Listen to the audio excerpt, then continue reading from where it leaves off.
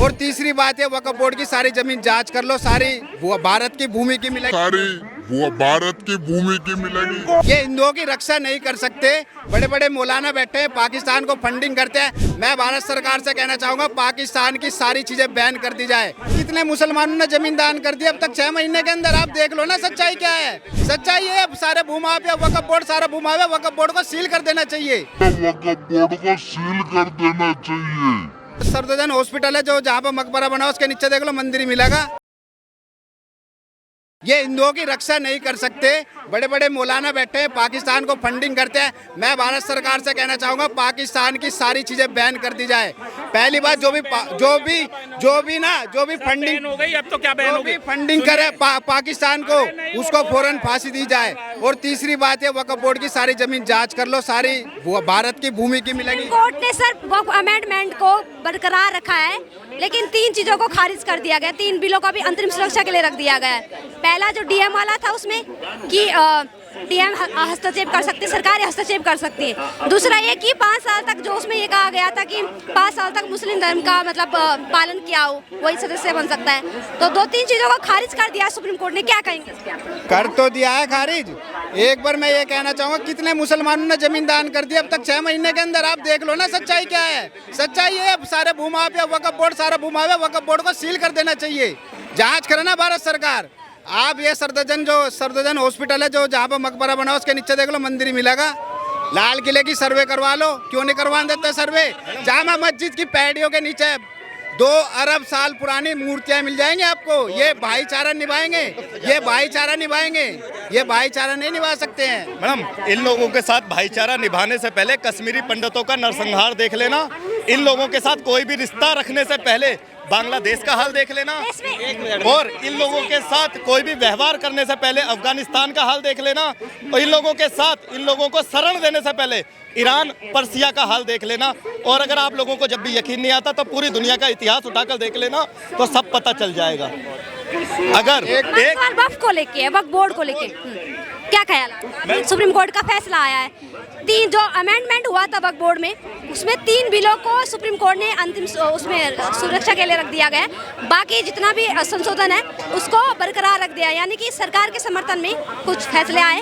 कुछ 3 जो बिल थे उनके अगेंस्ट सुप्रीम कोर्ट का फैसला है। क्या कहेंगे मैम? वक्फ बोर्ड में जितनी भी संपत्ति आ रही है वो लोग बड़े बड़े इनके मौलानाओं पे है, वो इन लोगों को इसलिए बर्ग ला रहे हैं। बर्ग लेते ये हैं और मौज वो मारते हैं। मौलाना साद साहब जो तबलीगी जमात का हेड है, ये देवबंद का, उस पर 2000 करोड़ से ऊपर की संपत्ति है। तो इन ऐसे ही ओवैसी साहब के पास इतनी ही संपत्ति है, इसलिए आप लोगों को वो बरगला रहा है कि आप लोग लड़िए और उनका फायदा होता रहेगा, आप लोग लड़ते रहिए आपस में। मैं बताऊं, ये भारत का इस्लामीकरण चल रहा था 70 साल से, 1400 साल से। हिंदुस्तान के जो हिंदू है वो झेल रहे हैं, जो झेल रहे हैं ना उनको ही पता है कैसे झेला जा रहा है इस्लाम को।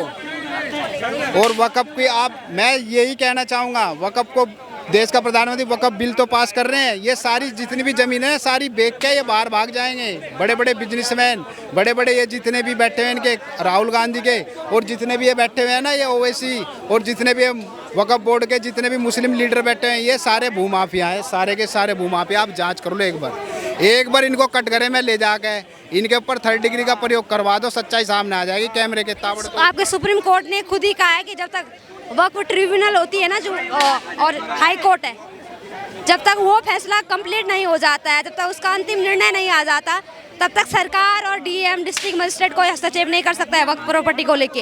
यानी तब तक वक्फ से जमीन नहीं छीनी जा सकती, छीनी नहीं जा सकती है उनसे ज़मीन। आप देखो जमीन नहीं छीनी जा सकती है। एक बार इनकी ज़मीनों की जांच तो कर लो, आप सर्वे तो करवा लो, सर्वे में निकल जाएगा क्या है क्या नहीं, किसने दान करी। मैं अगर अपनी संपत्ति दान करूंगा तो मेरे पास कुछ प्रूफ तो होगा, कागज़ तो होगा, फोटो तो होगा, कुछ तो होगा। इस्लामीकरण करोगे भारत का? क्या हिंदू समुद्र में रहेंगे जा करके? ये तो अपना कलमा पढ़ पढ़ के मारेंगे हिंदुओं को दौड़ा दौड़ा के। कर लो तुम, दे दो सारी ज़मीनें, सब चीज़ दे दो भारत की।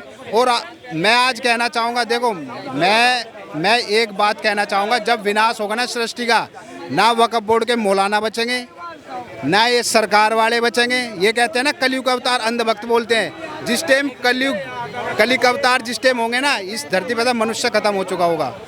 आप पंजाब में देख लो क्या प्रलय आई थी, ताकि ये गुरु नानक महाराज को तो छोड़ रहे हैं, हालेलुया को पकड़ रहे हैं, इस्लाम को पकड़ रहे हैं, यही तो पंजाब में विनाश हुआ।